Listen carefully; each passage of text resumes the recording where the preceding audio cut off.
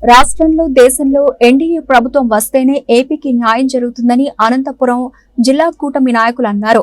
నగరంలోని SR grand హోటల్లో ఇవాళ అనంతపురం పార్లమెంటు పరిధిలోని టీడీపీ, బీజేపీ, జనసేన నాయకులతో సమావేశం అయ్యారు. ఎన్నికల్లో కలిసికట్టుగా ముందుకు వెళ్లాలని సమావేశంలో నిర్ణయం తీసుకున్నారు. అలాగే ప్రచార కార్యక్రమాలు ఎలా నిర్వహించాలన్న దానిపై సమాలోచనలు చేశారు.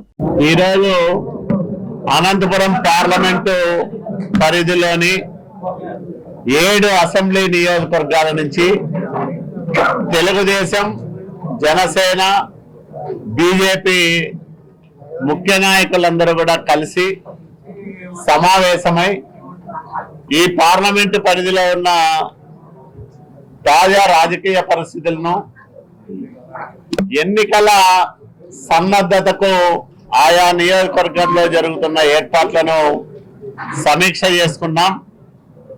3 పార్టీలు ఉమ్మడిగా కలిసి పనిచేసి 7 అసెంబ్లీ స్థానాల్లోనూ ఎన్డీఏ అభ్యర్థులను తిరుగులేని మెజార్టీతో గెలిపించుకోవడంతో పాటు అనంతపురం పార్లమెంటు స్థానం నుంచి అంబికా లక్ష్మీనారాయణ గారిని అత్యధికమైన మెజార్టీతో పార్లమెంటుకు పంపించాలని మేము నిర్ణయం చేసుకున్నాం.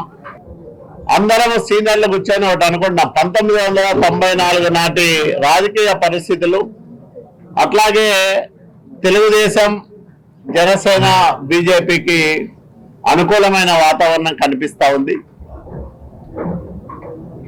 160 స్థానాలకు తగ్గకోకుండా అసెంబ్లీలోను, 23 స్థానాలకు తగ్గకుండా పార్లమెంటులోనూ మేము గెలిచి ఉమ్మడి ప్రభుత్వాన్ని, డబుల్ ఇంజన్ సర్కార్, ప్రధాని నరేంద్ర మోడీ గారు, అమిత్ షా గారు ఏదైతే దేశ ప్రజలకు చెప్తా ఉన్నారో ఆ రకమైన డబుల్ ఇంజన్ సర్కారు ఈ రాష్ట్రంలోనూ కేంద్రంలోనూ ఏర్పాటు కావడానికి ఆంధ్రప్రదేశ్ పాత్ర కూడా పోషించాలని మేము గట్టిగా నిర్ణయం తీసుకున్నాం. కేంద్ర ప్రభుత్వం అనేక కార్యక్రమాలు అభివృద్ధికి, సంక్షేమానికి అమలు చేస్తా ఉంది.